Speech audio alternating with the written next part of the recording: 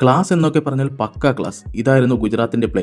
ഒരു ടീമിന് ഇങ്ങനെയൊക്കെ മാറാൻ കഴിയുമോ? ക്വാളിഫയർ 1-ൽ RCBക്ക് മുന്നിൽ സംഭവിച്ച തെറ്റുകളെല്ലാം തിരുത്തി അവർ ഫൈനലിലേക്ക് ടിക്കറ്റ് എടുത്തിരിക്കുന്നു. ക്ലാസ് ബാറ്റിംഗ്, തീപ്പൊരി ബൌളിംഗ്, പക്ക പെർഫെക്റ്റ് ഫീൽഡിംഗ്. ഇതായിരുന്നു ഗുജറാത്തിനെ വിജയത്തിലേക്ക് നയിച്ചത്.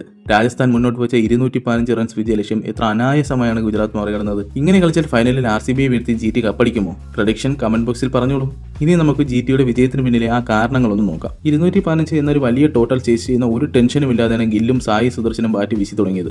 ആദ്യ ഓവറിൽ തന്നെ ഇരുവരും ചേർന്ന് അടിച്ചെടുത്തത് 19 റൺസ്. അതിൽ ഒരു സിക്സർ പോലും ഇല്ല. ഇരു താരങ്ങളും ഒരേപോലെ ബാറ്റ് വീശി ഗുജറാത്തിന് ടാർഗറ്റിലേക്ക് അടുപ്പിക്കുകയായിരുന്നു. 9 ഓവറുകൾ പിന്നിട്ടപ്പോൾ സ്കോർ 108. ഇതിൽ രസകരമായ കാര്യം എന്തെന്നാൽ 9ാമത്തെ ഓവറിലാണ് ഗുജറാത്ത് ആദ്യ സിക്സ് അടിച്ചത്. ഫീൽഡിൽ അത്രയും ഗ്യാപ്പുകൾ കണ്ടെത്തി ബിഗ് ഷോട്ടുകൾക്ക് മുതിരാതെയായിരുന്നു ഗുജറാത്ത് ഓപ്പണർമാരുടെ ബാറ്റിംഗ്. അവിടെ നിന്ന് ഗിൽ ടോപ്പ് ഗിയറിലേക്കായി. സ്കോറിംഗ് വേഗത കൂട്ടാൻ തുടങ്ങിയതോടെ ഗിൽ അതിവേഗം സെഞ്ചുറിയിലേക്ക് കുതിച്ചു. 10 വിക്കറ്റിന് ഗുജറാത്ത് ജയിക്കുമെന്ന അവസ്ഥ. അവിടെയാണ് ഗില്ലിനെ പോലും ഞെട്ടിച്ചുകൊണ്ട് സഹതാരത്തിന്റെ ആ അബദ്ധം ആവർത്തിച്ചത്. ഒരാൾക്ക് ഒരു തവണയൊക്കെ ഒരു അബദ്ധം പറ്റാം, എന്നാൽ രണ്ടാമതും അത് ആവർത്തിച്ചാലോ? സായി സുദർശന്റെ കാര്യമാണ് പറയുന്നത്. ക്വാളിഫയർ 2-ലും ഹിറ്റ് വിക്കറ്റ്.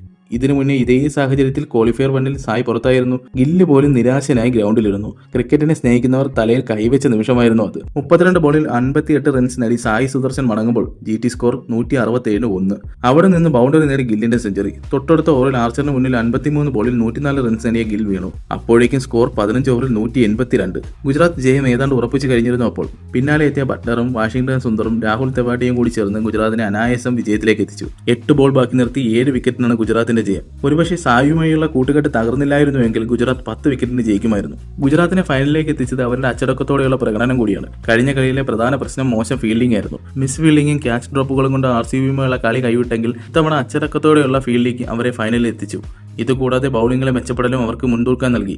9 റൺസ് നേടിയപ്പോൾ തന്നെ രാജസ്ഥാന്റെ 2 വിക്കറ്റുകൾ എടുക്കാൻ ഗുജറാത്തിന് കഴിഞ്ഞു. ഈ പ്രഷറാണ് വൈഭവ് സൂര്യവംശിയുടെ പ്രകടനത്തിന്റെ വേഗത കുറച്ചതും. ഇത്തവണ താരം 50 തികച്ചത് ഏകദേശം 31 ബോളിൽ നിന്നാണ്. കഴിഞ്ഞ മത്സരത്തിൽ ഇതിനേക്കാൾ കുറഞ്ഞ ബോളിൽ 97 റൺസ് നേടി എന്ന് ഓർക്കണം. ഒരു വശത്ത് സൂര്യവംശി നിലയുറപ്പിച്ച് കളിക്കുമ്പോഴും കൃത്യമായ ഇടവേളകളിൽ ഗുജറാത്ത് ബൗളർമാർ വിക്കറ്റ് എടുത്തുകൊണ്ടേയിരുന്നു. ജഡേജ വൈഭവ് കൂട്ടുകെട്ട് രാജസ്ഥാന് പ്രതീക്ഷ നൽകിയെങ്കിലും ജഡേജ റിട്ടയർ ഹട്ടായി മടങ്ങിയത് തിരിച്ചടിയായി. പിന്നീട് എത്തിയവരാരും പൊരുതാൻ പോലും തയ്യാറാകാതെ വന്നവിടെ ജഡേജ തന്നെ തിരികെ എത്തി. അവിടെ നിന്ന് സൂര്യവംശി തന്റെ ഗിയർ ചേഞ്ച് ചെയ്ത് കൂറ്റിനടികൾ തുടങ്ങി. 3 ഓവറിൽ നിന്ന് 11 റൺസ് മാത്രം വിട്ടു നൽകി 2 വിക്കറ്റ് എടുത്ത് സ്റ്റാറായി നിന്ന ജെയ്സൺ ഹോൾഡറിന്റെ അവസാന ഓവറിൽ അടിച്ചുകൂട്ടിയത് 16 റൺസ്. എന്നാൽ സെഞ്ചുറിക്ക് അരികെ 47 ബോളിൽ 96 റൺസുമായി റബാഡയ്ക്ക് മുന്നിൽ സൂര്യവംശി വീണു. പിന്നീട് സ്കോറിംഗിന്റെ വേഗത കുറഞ്ഞെങ്കിലും അവസാന ഓവറിൽ ഫെരേര നടത്തിയ താണ്ഡവമാണ് രാജസ്ഥാനെ വമ്പൻ സ്കോറിലേക്ക് നയിച്ചത്.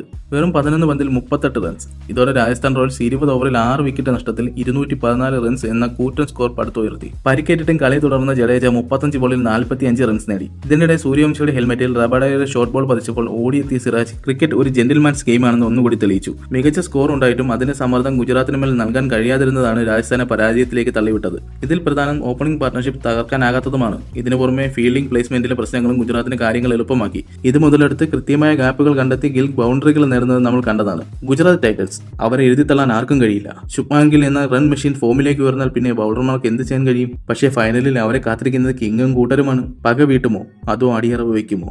ആ തീപാറും പോരാട്ടത്തിനായി നമുക്ക് കാത്തിരിക്കാം.